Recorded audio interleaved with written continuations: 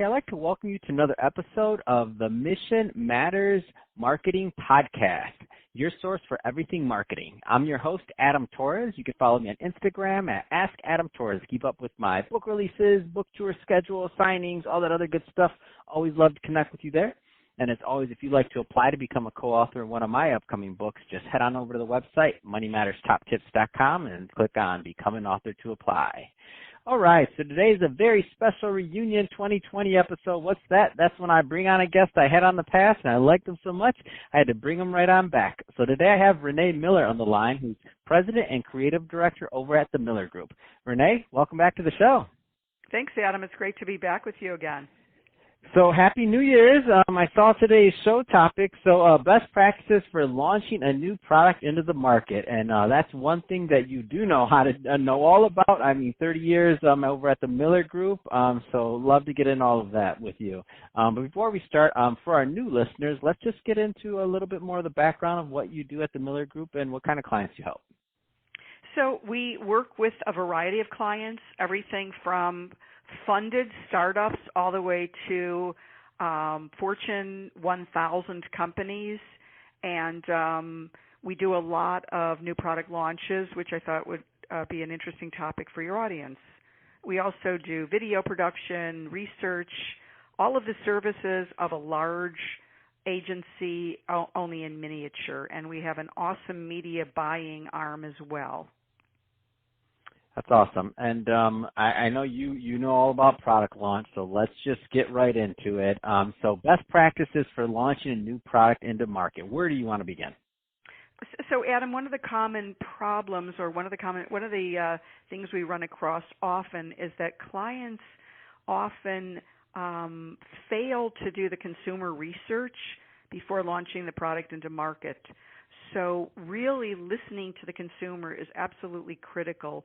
Test the product, obviously, but more important, make sure that the strategic positioning is correct. We recently were at Consumer Electronics Show, CES, and there were hundreds, if not thousands, of exhibitors. And a lot of the products were really, really interesting, but after a while, they tended to blend in. I also attend Expo West, which is one of the largest trade shows for CPG natural products in the food industry. And after a while, things start to blend in. You can only see so many different pastas or so many different snack foods. So what is it about the product that's going to compel the consumer? Really understand what the key difference is, and then make sure that resonates with the consumer. Also, one of the things that we notice a lot is that clients often will, when they're doing a new product launch and they want an outside agency, they often will send a list of tactics, and we feel like it's always better to start with strategy. So what are you trying to accomplish? What are your objectives before deciding tactically this is what we need an agency to do and how much does it cost? Really important to determine what are we trying to accomplish. I'd almost rather have somebody call me and say, here's our challenge. Tell us how you would solve it. To me, that's far more impactful than saying we've decided we want to do X, Y, Z, and here's what we need implemented. That really, it's much more impactful to the marketer when you can identify what problem or what challenge are you trying to solve, and then work with the agency to help solve it. The one thing we notice also is some of the smaller clients have a tendency to DIY the solution, and it's not always the most effective way, especially with a new product launch, because you only have an opportunity to launch once to your audience. And if you fail, that's it. And it could be very, very expensive. The R&D alone, sometimes it could be a year or two. So you really want to make sure that once the product is fully developed, that you start with a soft launch and you really listen to what the consumers are saying about the product. We're helping a client right now launch a new product into market, and realized when we did some focus groups, the positioning that they originally had wasn't resonating for the consumer. So really important to and listen to the consumer, listen to what they're telling you about the product, and then modify the launch based on the feedback you're getting. And then finding the right channel. We are currently working with a healthcare company, and it's actually a B2B launch, and the resources are a little thin. So really making sure that you have enough resources. A launch can be a very costly proposition. So you want to make sure that you have enough resources to launch properly into market. I think the brands that do the best are the CPG brands that do a brilliant job are companies like Procter & Gamble, where they have a kind of an old school style, but they do a lot of test and learn, and they really, before they launch a product in the market, they really, really have the input of the consumer, and they also have internal buy-in from their sales folks, from the marketing department, the C-suite. So this is really critical as well. Listen to your internal constituents as well as your external. So let's talk for a moment on, let's just assume that and again, this is a big assumption. Let's just say that they've been doing some R&D and they have, and so they have a pretty good grounding of what they think their target market is. And let's just stick for a moment or two in that funded startup space, if you will. Okay. So I know a lot of these funded startups. I mean, they can. Because the product, especially when it's a new product, bringing it to market, if they're not working with the right agency, if they're off on their target, if they're off on their messaging, like you said, it could be very costly. So how do they know how to kind of choose, or how do they know when they think they found that right angle, so to speak? Like what are some tips to kind of put them on that right path, that they know they're heading in the right direction? And I know that's not a crystal ball thing, by the way. I'm not saying you can say that for everybody or every situation, but what are some things that you've noticed in your 30-plus year career that you're like, oh, we hit the nail on the head on that one? Well, I'll give you an example of what not to do. For example, at CES, there were some international companies that had amazing booths. The graphics were phenomenal. The product was interesting. They didn't have their point of view down. Why is this different from everybody else? And the materials were clearly not translated. They were translated into the country that they came from, so it may not have resonated for the consumer. In some cases, things were off topic or off strategy. There were some things in the materials that were spelled improperly. The website had one of those auto translation services. So these are the kinds of things that really can kill a launch.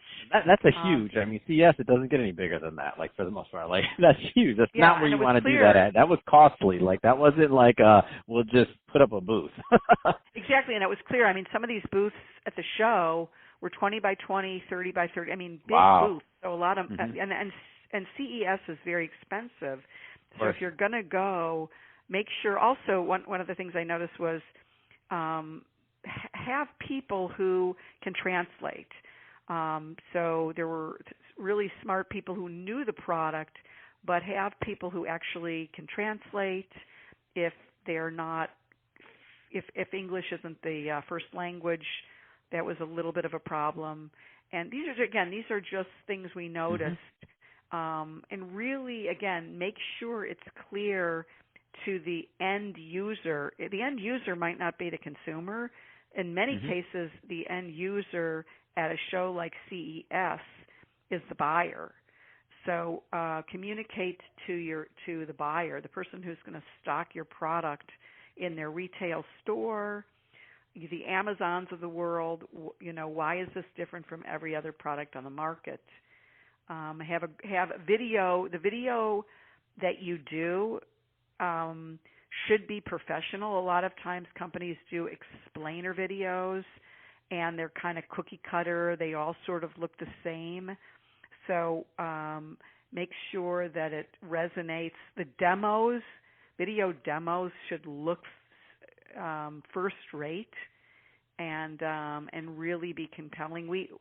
One of the clients we were with at the show had just phenomenal video, and we looped it. So we had a lot of people coming over to the booth because we blew up the video, and it demonstrated the product really, really clearly, and people were attracted because they said, oh, this looks professional, it looks interesting, I want to know more about the product. It's something and it was something that was different. It was something that was important for the audience because they hadn't seen it before. So having a really good demo that's clear what the benefits are to the retailer, what are the benefits to the consumer.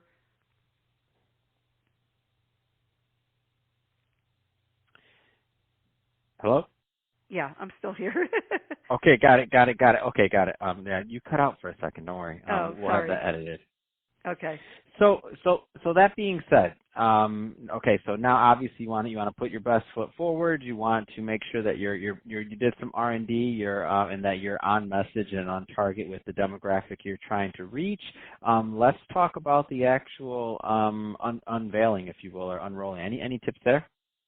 Well, I would say that the best marketer in the world was always Steve Jobs, because he got his audience so excited before the launch. So when pre-launch is critical, he would Apple would always send out emails to their influencers. They get them excited about the product, build up. They'd always have a huge launch event and make sure that the press was there, make sure that they had something really important to say for the launch, and then turn the launch into an actual event that's going to get talked about by the media and really get people excited, get influencers involved, so that when they talk about the product, if they're excited, then the consumer will be as excited as well. But start with pre-launch, make sure you're building up, and then when you do your launch, make sure whoever your spokesperson is someone who truly believes in the product. I know a lot of times companies want to have a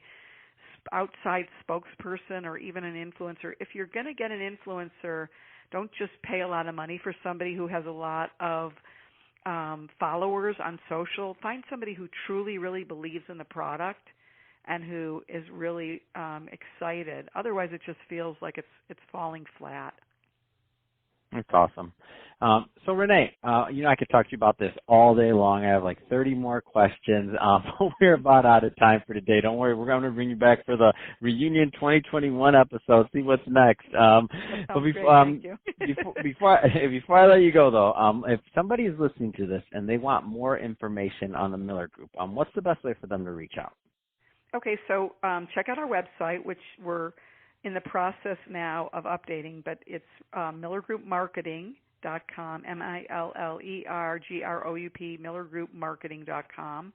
Or feel free to reach out to me. My email is Renee, RENEE, at millergroupmarketing.com. And finally, if you're old school, the phone number is 310-442-0101, and I'm at extension 23. What do you mean if you're old school? I'm not. I just called you on the phone right now. No, that's I'm just true. Playing. That's true. No, seriously, just playing with you. But seriously, Renee, awesome having you on the show as always. So great times there, and thanks for your tips and on best practices on launching new products into the market. So awesome stuff there. To the audience, as always, thank you for tuning in. Without you, there's no show. So keep on listening to us. Hope you had fun listening. We had fun making this for you. Don't forget, subscribe to the show.